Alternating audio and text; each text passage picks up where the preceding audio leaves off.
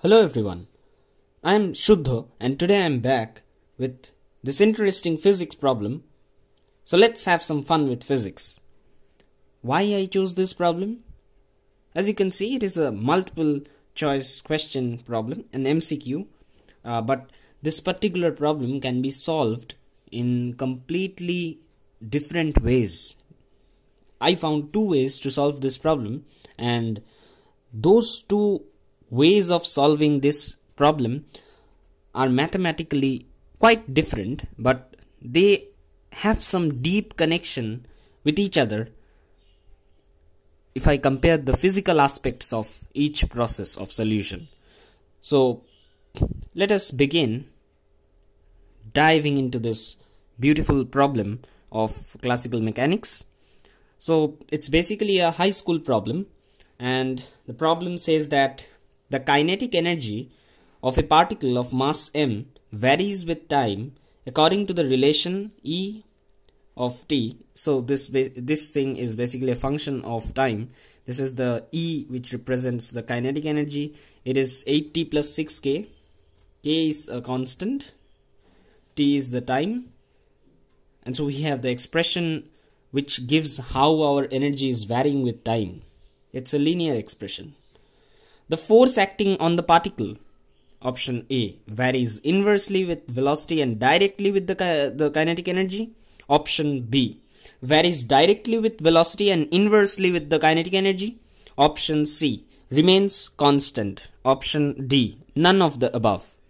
Well, if you look carefully, for this particular problem, the options are really very close, and the problem is in fact very good in this sense that it is not so easy to solve this problem without going through the physical parts of analyzing, without realizing the physics behind this problem.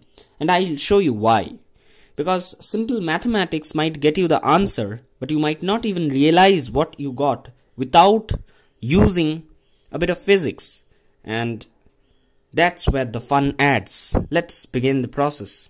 So first I'm going to show you the type A to solve the problem, the first process to get this problem done. That process is far better than the next one, which is more mathematically inclined, but the first process has got some kind of, you can say, a bit of reshuffling and playing with algebra of alphabets and variables to extent that you get the result quite pretty neatly. Whereas the second one involves calculus and is also similar to the first one in terms of physics, but quite different. I say extremely different if you are talking about the mathematical aspects of solving the two.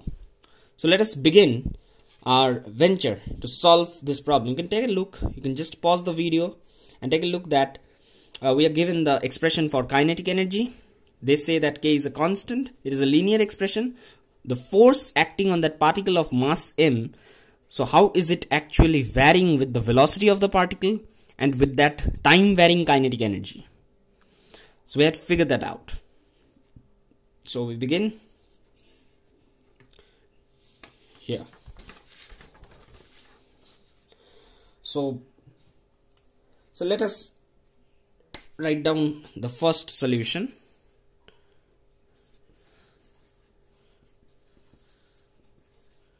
This is the first process, in fact the best process, if you say.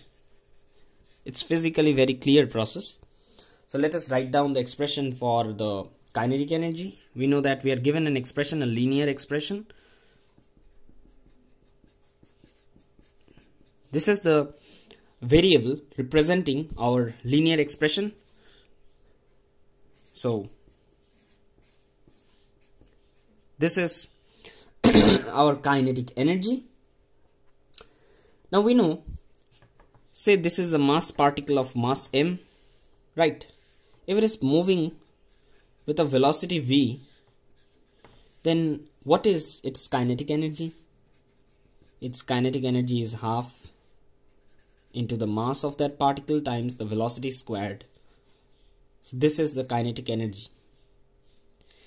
So we use the same basic elementary concept to proceed. So we write half times, what is the mass of the particle, capital M, times the velocity.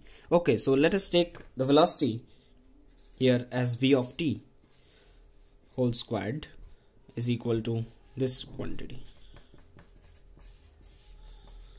Now one thing to note here is that why did I write all of a sudden the velocity as a function of time? Why is the velocity a function of time? See, it is very obvious in this case because we are given in the problem that the kinetic energy of the particle is varying with time, right? What does that mean? Physically, it means the half mv square of a particle is varying with time. Now, obviously, in half mv square, the mass is constant. It cannot vary with time. Then what is varying? The velocity. The velocity expression of kinetic energy is varying with time. Half mvt square. This is because this velocity is varying with time. Subsequently, the kinetic energy due to this velocity is also varying with time. This is what is understood as of to proceed. But this is very important. Like if you start off the problem taking the velocity of the particle constant, then you will arrive at a wrong solution. Your problem will be absolutely wrong, both physically, obviously, conceptually it will be wrong, and also the options might match, because that's why I said this is a very tricky problem and it is really quite well tuned with the options.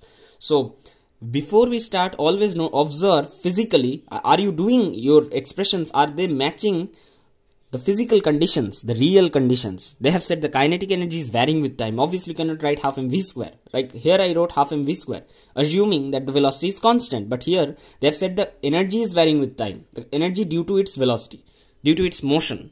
So you have to vary the velocity to vary the energy. So that is what I've done. So let us proceed. Now I will just rearrange these terms with some basic algebra involved without any calculus. So what I will do is that I will take this 2 to this side and perhaps write like this. All of this is being done kept in mind a simple thing. They have asked in the question, the force acting on the particle varies. So before we go into the solution, so what is force? It is change in momentum by change in time, rate of change of momentum with respect to time, right? It is a vector, and so is momentum, the change in momentum. So basically this is force, the basic definition we arrive at from Newton's second law of motion. So can we say that this is equal to the mass times the change in velocity divided by change in time? This is force. This is also the force which we are talking about. M into V, that is momentum. Here change in momentum, M into del V, that is force. So what we are doing here is to arrive at a term which is like this, looking like this, because this term is the force which is acting on that particle of mass M. So I have regrouped the terms. I wrote the velocity squared as this. I have separated them, associated individual, and what is this one? 2 times 8t plus 6k. Now if I divide the whole thing, both LHS and RHS with time, because I need a time expression, so what do I get?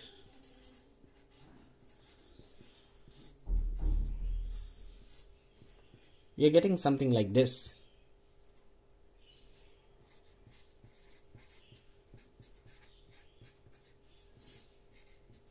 Yeah.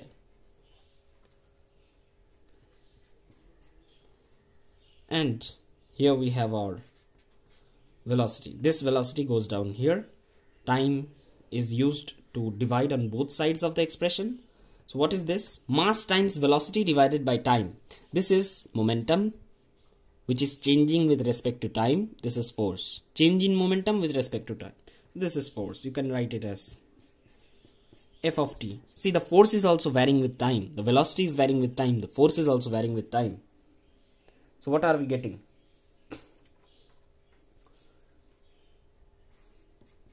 This k I rearrange, and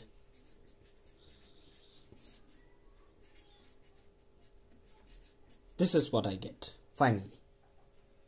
Now if you look carefully, we have arrived at our solution. The time varying force is equal to, now this is the energy, this thing. So we replace this quantity as this variable.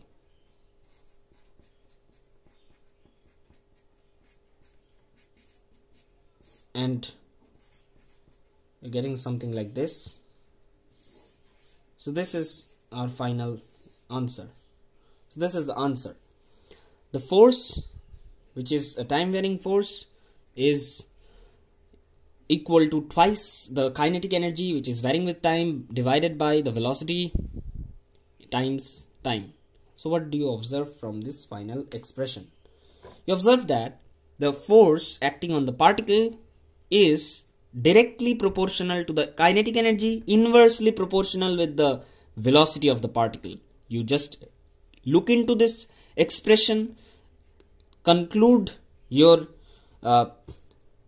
variations, how they are varying with each other, how they depend on each other, and look at the options. Like I have the options. So if you match with this result, so basically option A is the correct option. Yeah, option A. Obviously it is not constant. See, the force is not constant. Why? You can rule out this option at the very beginning. You see, the velocity itself is varying, energy is varying, velocity is varying. So mass times velocity, which is per unit time, that is force. So that is also varying. So force cannot be constant. Velocity is varying, momentum is time varying, force is time varying. So cannot be constant. None of the above is not ruled out, and you get this equation to get option A as your correct option. That is, it is varying inversely with the velocity and directly with the kinetic energy. That is what you get. In fact, it is varying inversely with time also, as you can see here. It is a much simplified process of solving this problem, this MCQ. It's a very simple process. You just take the kinetic energy expression, rearrange the terms so that you get something similar to this one, which is force, and you get the answer. That whatever is happening is physically understood throughout. Now I'm going to show you a bit more mathematically inclined process. It depends on a lot more mathematics, basically basic differentiation, nothing else. So it involves calculus. But these two processes, which the next one I'll show you, so I have some physical link with each other, and that is how these two processes are actually connected. Like if you give it a thing that they look very different mathematically, but they are to some extent have a deep physical link between them. They are having the same physics, not the same maths, but the conclusions are same, obviously. So let us do solution number 2. Again, I take the pain of writing the kinetic energy expression, half m, the same expression, Vt square is 80 plus 6 k. Now what I will do here is that this is what was given.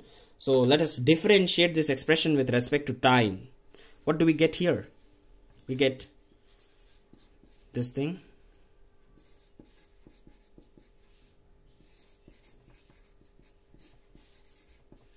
And what do we get here?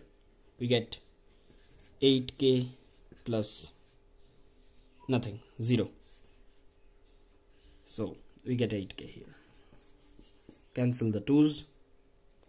Now I put the m is constant, right? So dv by dt is differential of v with respect to time. If I put the m inside, it makes no change. It does not affect the operator differential. I can put the m inside. It is a constant. What I mean to say is that dm, I can put a constant inside the differentiation process.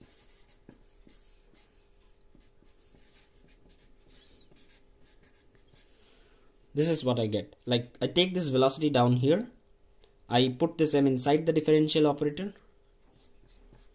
So what is this quantity? Again, notice that this is the infinitesimal change in momentum with respect to time. Like this is the, let us say, the instantaneous change in momentum with respect to time. Change in momentum with respect to time.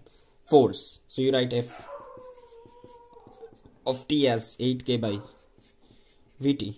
So obviously, again you make a conclusion that your time varying force acting on the particle is inversely proportional to the velocity of the particle. See, it is agreeing with the previous process and we get the same results.